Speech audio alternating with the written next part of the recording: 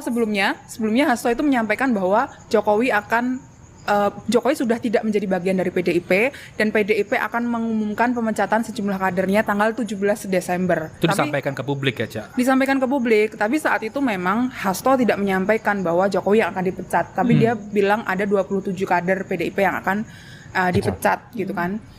Publik membaca 3 diantaranya adalah Jokowi, Bobi, dan Gibran. Lalu tanggal 13 Desember malam, itu hari Jumat malam, Hasto itu dihubungi oleh satu kurir.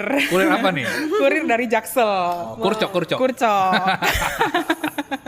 Yang intinya si Kurcok ini bilang untuk pertama Hasto ada dua pesan dari Jaksel itu. Pertama, Hasto diminta untuk mundur dari sekjen. Yang kedua, PDIP jangan memecat Jokowi. Gitu. Diancam kasus ya berarti. Ada ancaman kasus satu lagi ternyata kepada itu? Hasto. Masih rahasia nih kasusnya. Masih belum publik gitu. Masih belum open to publik gitu. Jadi ada satu kasus di luar Harun Masiku. Hasto dengan koleganya gitu. Oke guys, assalamualaikum warahmatullahi wabarakatuh. Kembali lagi di channel Kabas RJ. Wow. Ini ada video penelusuran atau penjelasan dari kakak-kakak Tempo kita guys, jurnalis yang sangat keren guys di Tempo. Bocor alus politik, lobby politik sebelum Hasto Kristianto jadi tersangka. Wow, ini ada sangkut pautnya dengan Pak Harun Masiku guys, yang sudah hampir 5 tahun guys. Oke, Lin, ini kan banyak banget yang nanya ya. Sekarang itu posisi Harun Masiku di mana? Atau setidaknya dalam 4 tahun terakhir pergerakan Harun Masiku tuh kemana aja? Karena ada yang bilang di Filipina, di luar negeri dan segala macam. Bahkan ada yang infonya jadi marbot masjid gitu kan. Padahal Harun Masiku Kristen atau Katolik ya. Harusnya lagi Natalan dia. Oh iya, selamat Natal. Selamat Natal Pak Harun juga Masiku di Filipina kan. Kan. Iya. Jadi ketika itu kan berarti titik terakhir di PTIK Harun Masiku. Memang saat Covid kemarin kan sempat ramai juga bahwa dia ada di pulau terpencil di Filipina, jadi guru bahasa Inggris dan lain-lain. Tapi ketika itu kami sempat bekerja sama dengan teman-teman ex penyelidik dan penyidik KPK. Kami mencari keberadaan Harun Masiku dan sebenarnya masih di setengah jalan ya, karena kami kan powerless ya, nggak punya tenaga untuk nyadap, nggak punya kekuatan untuk ya kerja-kerja intelijen seperti itu. Jadi kami memang benar-benar dari pinggir gitu. Nah, kami sempat di daerah Banten situ di perumahan elit dan kabarnya Harun Masiku di sana gitu. Itu di tahun berapa itu terakhir itu? 2022 apa 2022? Iya, 2022 karena masih pandemi ya. Masih di Indonesia ya artinya masih, ya. Iya, sempat masuk lagi ke Indonesia gitu dan bahkan kami mendapat info bahwa sebenarnya KPK kan masih menggeledah rumah istri dan keluarganya Harun Masiku ya. Terus kemudian istrinya mengajukan gugatan cerai gitu. Nah, itu kan kita juga mempertanyakan itu beneran cerai atau seperti apa, karena ada juga info bahwa istrinya itu masih berkomunikasi sama Harun.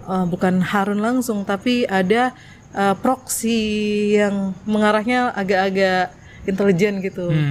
Itu yang Iya. Lin, ini kan cukup membuat panas ya. Lu kan sebagai dulu di mahasiswa itu organisasi mahasiswanya GMNI kan. Nah, pasti kan senior-senior lu tuh banyak yang masuk PDIP juga tuh di kampus kan. Lu pernah dimarahin gak sih sama senior-senior lu itu? Lu ini apa sih, Lin? Gimin apa bukan? Ya, Gimin apa bukan sih? itu Uncle Pram saksi hidupnya juga. Gimana? Ternyata banyak beririsan dengan Uncle Pram ya. Terus. Jadi memang pas kasus ini mencuat, itu saya nggak asing dengan orang-orangnya karena saya kenal mereka secara personal gitu. Saiful, Doni. Oh, pernah interaksi? Iya, pernah interaksi karena Saiful tuh GMNI Jakarta, Doni GMNI Jember, saya via Brawijaya. Jadi terus Hasto nggak tahu GMNI apa bukan, tapi orang-orang pada menyebutnya. Dan mereka memang bekerja untuk PDIP atau Hasto. Dan nggak cuma Hasto ya, di PDIP itu emang banyak sekali anak-anak. Jaringannya GMNI. Jaringan GMNI itu banyak banget. Saya di Tempo saja. Cukup membuat ada protes marah besar. Iya, ketika itu memang kayak marah karena kan ibaratnya sorry terlalu antusias. Saya kan junior, mereka kan udah senior, jadi kayak berani-beraninya junior menulis soal senior-seniornya. Dan sebenarnya nggak cuma kasus ini saja, kasus yang lain pun yang pernah Tempo tulis gitu, itu juga menyerang, memarahi gitu. Mas Pram, ada Mas Pram di depan. Ya, gitu. Oh, yang itu ya, yang pernah bilang Anies Baswedan akan jadi tersangka ya? Siapa itu? Ada dong. Jadi di era-eranya itu juga sempat terembus kabar kan bahwa Anies Baswedan itu akan jadi tersangka dalam kasus Formula E. Ya, clue-nya adalah waktu itu kan KPK mesra sekali dengan merah kan. Nah, gitu. Nah, ini secara konstruksi kasus sudah cukup jelas ya, dan sudah pernah ditulis di majalah Tempo dari Januari 2020, Februari 2020 sampai ada kalau nggak salah 3 episode. Nah, ini yang terbaru, Cak. Apa yang terjadi di PDIP sebelum dan setelah Hasto menjadi tersangka? Iya, sebetulnya kasus penetapan tersangka Hasto ini kan di internal PDIP dihubung-hubungkan dengan pemecatan Jokowi gitu kan, dan retaknya hubungan antara Jokowi dan PDIP. Sebetulnya kalau kita tarik ke belakang lagi, Sen ya, tanggal 1 Desember itu PDIP sudah memutuskan untuk akan memecat Jokowi. 1 Desember ya? 1 Desember, jadi pasca pilkada. Ya sudah pasca pilkada, tapi belum penetapan dari KPU kan waktu itu kan. Nah, waktu itu sebetulnya penetapan dari Mega itu sudah keluar lah, putusan dari Mega itu sudah keluar di 1 Desember. Nah, setelah itu sampai akhir Desember itu terjadi turbulensi gitu ya. Nah, 1 Desember ini sebetulnya penetapan untuk memecat Jokowi itu sudah disaksikan oleh senior-senior PDIP. Misalnya seperti Guntur Soekarno Putra yang juga adalah saudara kandungnya Megawati, betul, dan ada beberapa senior lain gitu ya, dan ada Hasto juga di situ. Nah, Hasto diminta untuk mencari tanggal dan mengumumkan kapan Jokowi akan dipecat. Waktu itu ketemu tanggal 4 Desember, Sen. 4 Desember. Iya, lucu nih kenapa 4 Desember? Apa kliniknya? Kalau langsung tahu sih. Itu kan Jokowi identik dengan hari Rabu Pon. Ya. Rabu Pon kan kalau bisa 4 Desember tuh Rabu. 4 Desember 4 Rabu. Desember tuh Rabu. Gimana aja? Jadi 4 Desember kenapa tanggal 4 dan itu pas hari Rabu gitu. Karena 4 ini secara kejawen gitu diyakini sebagai 4 ini kursi terbalik gitu ya. Jadi dulu bertahta terus sekarang lengser gitu. Lalu sudah tidak diajeni dalam bahasa Jawa gitu karena melakukan beberapa tindakan yang di luar nilai-nilai partai gitu. Lalu yang selanjutnya adalah Rabu. Rabu itu hari yang dikeramatkan oleh Jokowi gitu. Kalau kita tahu ya, Jokowi itu sering kan melakukan waktu masih menjadi presiden ya, reshuffle, terus keputusan-keputusan besar tuh di hari Rabu gitu. Melantik juga di hari Rabu. Betul, makanya ada tuh Rabu Pon gitu, identik dengan Jokowi. Nah, setelah tanggal 1 itu sebetulnya akan diumumkan tanggal 4 Desember. Nah, kemudian di antara tanggal 1 sampai tanggal 4 ada komunikasi antara petinggi PDIP dengan Pramono Anung karena saat itu kan masih pilkada Jakarta tuh masih panas ya. Panas 1 gitu. atau 2 putaran. Betul, 1 atau 2 putaran, maju ke MK atau tidak lawannya Pramono Anung gitu kan. Kemudian Pramono Anung meminta agar ditunda aja Pengumuman pemecatannya Jokowi. Kemudian di antara tanggal 1 sampai tanggal 4 itu Jokowi menyampaikan bahwa dia itu masih punya KTA PDIP. Gitu. Lalu setelah itu gangguan-gangguan tuh mulai terjadi di internal PDIP. Seperti apa itu gangguannya? Nah, pertama gangguan kepada Hasto gitu ya. Di tanggal 13 Desember malam, sebelumnya Hasto itu menyampaikan bahwa Jokowi sudah tidak menjadi bagian dari PDIP dan PDIP akan mengumumkan pemecatan sejumlah kadernya tanggal 17 Desember. Itu disampaikan ke publik ya, Cak? Disampaikan ke publik, tapi saat itu memang Hasto tidak menyampaikan bahwa Jokowi yang akan dipecat, tapi dia bilang ada 27 kader PDIP yang akan dipecat gitu kan. Publik membaca 3 diantaranya adalah Jokowi, Bobi, dan Gibran. Lalu tanggal 13 Desember malam, itu hari Jumat malam, Hasto itu dihubungi oleh satu kurir. Kurir apa nih? Kurir dari Jaksel. Kurcok. Yang intinya si Kurcok ini bilang untuk pertama Hasto ada dua pesan dari Jaksel itu. Pertama, Hasto diminta untuk mundur dari sekjen. Yang kedua, jangan PDIP jangan memecat Jokowi. Gitu. Diancam kasus ya berarti. Ada ancaman kasus satu lagi ternyata. Apa itu? Kepada Hasto. Masih rahasia nih kasusnya. Masih belum publik gitu. Masih belum open to publik gitu. Jadi ada satu kasus di luar Harun Masiku. Hasto dengan koleganya gitu ya. Kemudian setelah tanggal 13 Desember besoknya Hasto ketemu dengan satu petinggi PDIP.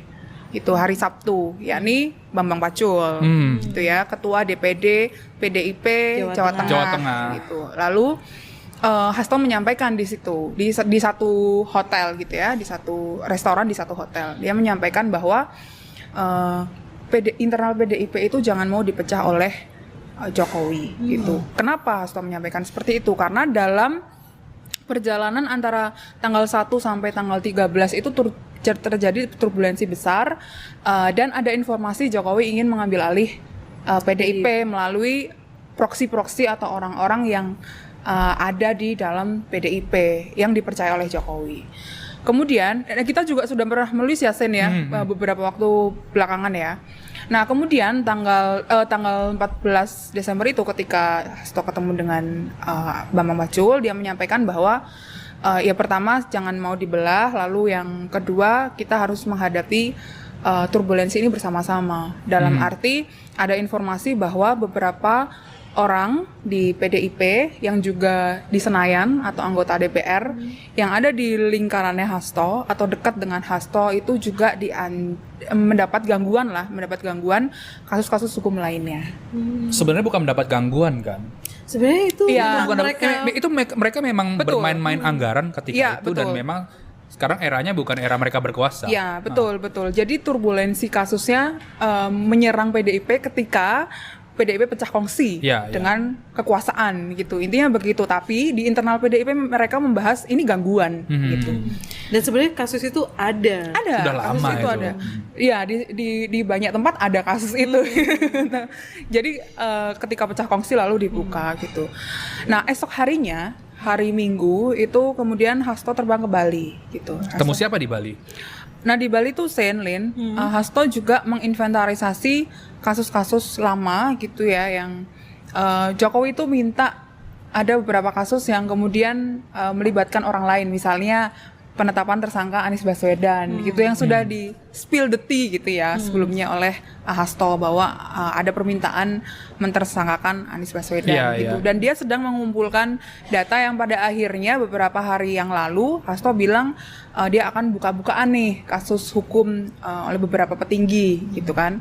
Nah itu sudah diinventarisasi sebetulnya di hari Minggu yang itu, di Bali itu ya. sebelum penetapan tersangkanya Hasto gitu. Menarik tuh ya kalau saling buka gitu. Iya, harusnya gitu aja ya, saling buka-bukaan kan. Nah, hari Seninnya Hasto menyampaikan kepada Mega soal saya diancam gitu dengan beberapa kasus hukum termasuk Harun Masiku dan kasus hukum yang lain gitu. Kemudian Hasto bilang dia ingin mundur gitu karena ada kurcok tadi yang bilang Hasto akan tersangka. Ya, dan dia diminta mundur dalam waktu 1 kali 24 jam Sen. Waktu itu di hari Jumat itu. Ini 13 Desember ini itu. Ini mirip-mirip Erlangga Hartarto yang menaikkan mundur sebagai ketua umum Golkar ya. Betul, tapi waktu itu Hasto bilang dia sedang Covid, makanya dia minta mundur waktunya untuk konsolidasi dulu gitu. Jadi ada jeda waktu untuk konsolidasi sebetulnya. Jadi di Bali itu dia sudah menyampaikan, sebetulnya Hasto juga sudah menyampaikan beberapa kali bahwa dia mau mundur sebagai sekjen, termasuk kepada Bambang Pacul. Dia menyampaikan bahwa dia akan mundur sebagai sekjen dan dia menitip pesan kepada Jakarta Selatan dan kepada Solo bahwa dia siap mundur sebagai sekjen gitu, karena memang keinginan ya dia mendengar, atau internal PDIP yang kita terima informasinya ya Sen, itu mendengar bahwa orang-orang dekat di lingkaran Jokowi dan Jokowi itu ingin Hasto ini mundur sebagai sekjen ya, karena terlalu frontal, terlalu fight dia. Betul, di PDIP itu memang terbelah dua gitu. Ada yang fight terhadap Jokowi, ada yang memang bisa kompromistis gitu. Nah, Hasto ini di kubu yang menyerang Jokowi gitu, dianggap menyerang Jokowi gitu. Berarti tangan atau kaki Jokowi di PDIP ini masih sangat dalam ya. Di internal kondisinya sekarang Sen dengan kasus Hasto ini memang di internal kemudian lalu terlihat gitu ada yang ingin PDIP tetap melawan gitu, ada yang udahlah PDIP kompromisi saja gitu. Dan memang PDIP kan akan kongres ya, gitu akan kongres dan ada kubu-kubu yang memang kubu ingin berdamai gitu, ada kubu yang ingin kita terus melawan. Kita pernah menulis itu, kompromisis adalah kubunya Puan Maharani, ketua DPR, yang fight itu kubunya Prananda Prabowo kan. Dan Hasto ini di kubunya Prananda Prabowo. Jadi sangat menarik tuh konstruksi di tubuhnya Jadi PDIP antara sendiri. pangeran sama putri. Iya, betul. Dan udah kan selesai tuh. Sudah selesai. Nah, di menjelang tanggal 24 kado Natal untuk Hasto itu dia sebetulnya belum mendapatkan informasi bahwa dia akan ditetapkan sebagai tersangka. Dia baru mendapatkan informasi bahwa dia akan jadi tersangka itu tanggal 24 sore. 24 sore. Sebelum dia ke gereja. Dan itu di media sudah ramai kan Di media dari sudah siang. sejak paginya, Pagi, tapi media kan sejak pagi. pagi. Betul, Belum sejak ada konfirmasi resmi dari KPK tapi belum kan. ada. Dan juru bicara juga menyampaikan bahwa juru bicara PDIP ya menyampaikan bahwa mereka masih mengecek gitu ya. Lalu penetapan tersangka itu baru firm atau baru didengar itu di sore hari gitu. Wah, menarik banget ya nih ya. Pertempuran. Betul, Sen. Tapi aku dapat info juga nih, Cak. Soal Hasto atau PDIP ini juga membuat Jokowi tersinggung adalah soal mutasi TNI. Oh iya. Ya kan ada info itu kan. Prabowo itu beberapa waktu yang lalu kan memutasi dan rotasi 300 perwira tinggi Betul, ya TNI. ya. Nah, ada 2 orang dekatnya Jokowi yang digeser oleh Prabowo. Yang pertama gue agak lupa namanya nih, harus baca nih. Yang pertama itu adalah Legend Widi Prasetyono. Dia itu adalah komando pembina doktrin pendidikan latihan TNI AD. Dikembalikan ke Unhan ya. Dia jadi dosen tetap di Unhan. Ya. Nah, si Widi ini dulunya merupakan ajudannya Jokowi dan pernah bertugas di Danrem Warastama yang salah satu daerahnya tuh di Solo. Jadi bisa dibilang ini adalah geng Solo di hijau begitu kan. Nah, padahal Widi ini juga pernah digeser oleh Prabowo. Dulu kan pernah ada cerita nih orang Gerindra cerita bahwa waktu si Widi ini jadi Danjen Kopassus di 2022 cuma 3 bulan doang jadi Danjen Kopassus, lalu tiba-tiba digeser jadi Danrem. Kenapa begitu? Nah, itu karena ada yang bilang bahwa Prabowo ini kurang struck dengan Widi gitu. Gitu. Lalu itulah dicek, Jokowi mengecek sana sini, ternyata yang memberikan masukan adalah salah satu orang PDIP yang memang dekat dengan TNI. Oh, ya kan. Makanya tambah kemerengseng lah nih Jokowi ini kan orang-orang dekatnya di TNI sudah semakin bisa dibilang semakin sedikit, tinggal panglima saja yang dipersiapkan menjadi lebih tinggi, tiba-tiba bukan turunin ibaratnya, tiba-tiba jabatan tidak strategis begitu. Jadi cukup menarik sih ini. Dan orang yang memberikan masukan soal kembalikan sistem meritokrasi itu adalah dapat gangguan juga katanya. Betul. Jadi tadi kan Cica juga bilang kan ada gangguan-gangguan ya. Jadi kan kalau kita turbulensi segala macam. Jadi gangguannya ini bukan hanya gangguan hukum lagi, tapi personal. Urusan personal juga dikeluarkan oleh tentunya bukan oleh lembaga resmi ya. Sekarang kan pakai buzzer segala macam itu disampaikan juga ke mereka. Tapi di belakangnya kan ada institusi pasti ada institusi resmi. Siapa lagi kalau bisa megang, coba ya tinggal bikin bagan gitu kan, bagan apa organisasi yang bisa melakukan intelijen gitu kan. Satu ini ya sudah gitu kan. Sen udah mau tahun baru ini Sen. Loh kan bukan, ini kan pengetahuan umum, pembelajaran begitu. Lin, ini gue penasaran dan juga menjadi pertanyaan publik ya. Kenapa Hasto ini begitu baik kepada Harun Masiku? Padahal Harun Masiku ini kan bukan kader tulennya PDIP kan, Demokrat kalau gua nggak salah jadi Demokrat. Tiba-tiba Hasto yang biasanya nih kalau di partai kan praktik lazimnya kalau PAW itu justru nyetor ke atas gitu kan. Bahkan kalau misalkan mau dapat rekomendasi pilkada nyetornya ke atas ke pengurus partai gitu. Ini orang baru di partai, tidak terkenal track recordnya segala macam, tapi dalam BAP kan ada duit dari Hasto kalau gue nggak salah ya, sekitar 400 juta. Justru Hasto yang Memberikan kita uang di BAP ya. di BAP seperti itu kan. Sebetulnya siapa nih Harun Masiku? Ya, jadi kami juga sempat bertanya-tanya apa istimewanya Harun Masiku sampai sekjen turun tangan bantuin dia gitu kan. Dan memang benar dia Harun Masiku itu baru 2 tahun bergabung ke PDIP. Tadinya caleg Demokrat yang gagal gitu kan. Di Dapil Sulawesi, asalnya dia kan Sulawesi. Nah, kemudian oleh PDIP dia dikasih Dapil Sumsel 1. Di Sumsel 1 itu sebenarnya ada adiknya Taufik Kemas. Berarti iparnya Ibu Mega, Nazarudin Kemas. Dia meninggal 3 minggu sebelum coblosan gitu kan. Nah, akhirnya setelah coblosan itu yang dapat posisi pertama adalah Rizky Aprilia. Dan dia tuh memang kader PDIP ya, kader organik. Cuma dia kok mau didongkel oleh sekjen gitu, dengan mendorong Harun Masiku yang saat itu perolehan suaranya di posisi kelima. Itu jauh sekali. Jauh ya, kelima justru ya. Nah, di situ akhirnya kami mendengar info dari sumber kami. Ada 2 sumber kami yang bercerita bahwa sebenarnya sekjen mengurus atau membantu Harun Masiku itu karena ada barter. Katanya ada pengurusan perkara di Mahkamah Agung. Karena Harun Masiku ini merupakan kerabat dekatnya petinggi MA ketika itu. Siapa dia? Siapakah petinggi MA ketika itu? Nah, teman-teman mungkin bisa telusuri sendiri. Pengetahuan umum. Google Benar, ketahuan itu. siapanya. Nah, di situ PDIP atau Hasto berharap ada kasus itu onslah gitu. Onslah itu apa artinya? Onslah itu putusan lepas. Oke. Jadi, nah ketika kasus itu putusan lepas, akhirnya kan tidak akan merembet kemana-mana gitu. Dan memang di KPK akhirnya 2024 itu meng-SP2, menghentikan penyidikan perkara 2 kasus terkait yang sudah onslah pada saat itu. Ini maksud lu kasus BLBI itu? Benar sekali. Wow. Karena itu kan nyerempet-nyerempet ke Ibu Ketua Umum kan. Karena BLBI itu kan dapat bantuannya di eranya Megawati Soekarno Putri kan. Iya. Jadi ada siapa namanya tersangkanya tuh itu Syafruddin Temenggung. Sudah lepas. Siapa ada beberapa kan. Samsul Nur Salim dan Icih Nur Salim baru lepas. SP3 2024 ini. Nah, berarti nyambung semua ya kalau kita buat timeline itu lini waktunya. Kasusnya Hasto segala macam, terus MA ada putusannya BLBI, lalu 2024 ini Icih dan Samsul Nur Salim itu SP3. Wow.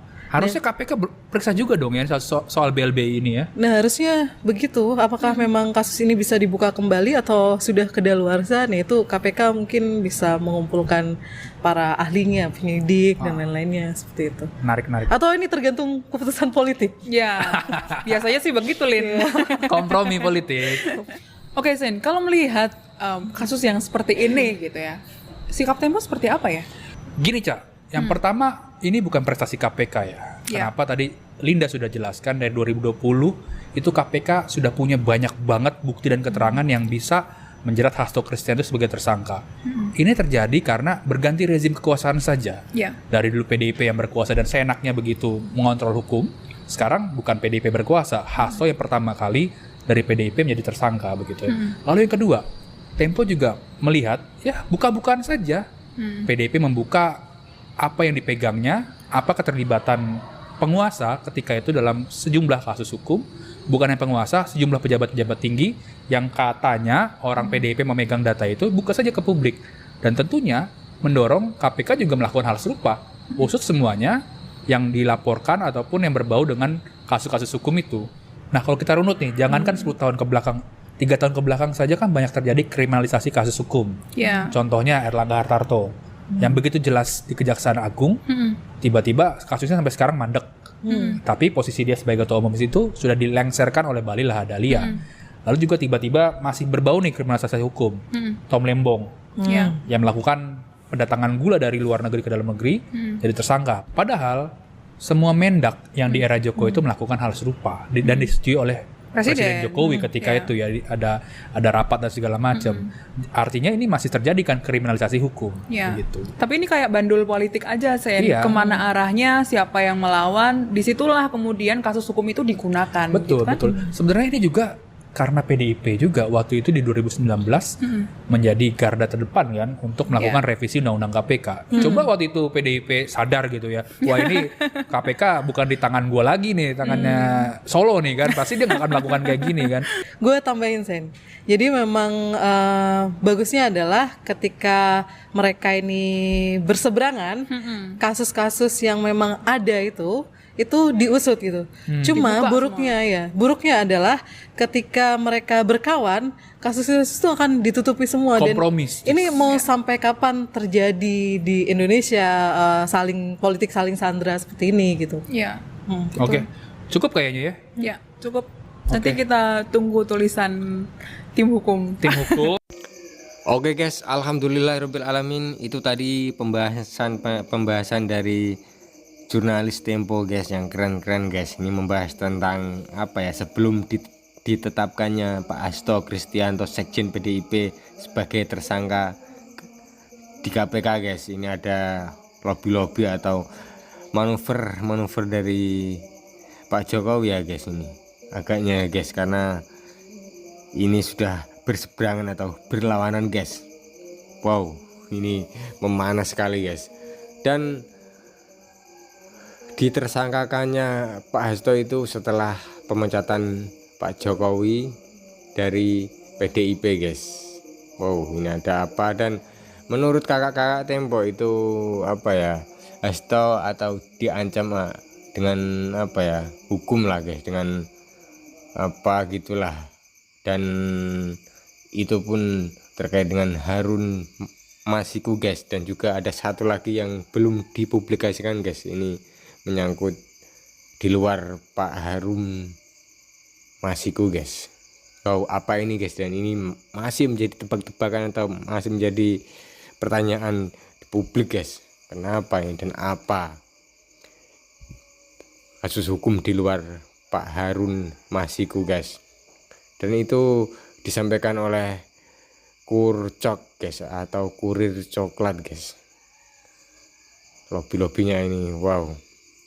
Dan semoga apa ya guys, kenapa ya guys, kalau di Indonesia ini guys, kalau masih menjadi lawan itu agaknya bisa kompromi dari segi hukum guys. Kalau sudah menjadi lawan, sudah menjadi senjata itu hukum guys. Wow, ngeri guys ini guys, perkancah perpolitikan di Indonesia guys. Oke, semoga yang dibicarakan tadi, yang didiskusikan oleh kakak-kakak Tempo kita tentang itu, karena banyak sekali guys, semoga bisa bermanfaat dan juga bisa menjadikan tambahan ilmu atau lebih kita, pemikiran kita lebih kritis lagi guys, seperti kakak-kakak Tempo jurnalisnya guys, keren-keren guys, ngeri-ngeri, belak-belakan guys. Oke, wassalamualaikum warahmatullahi wabarakatuh. Gambas LJ.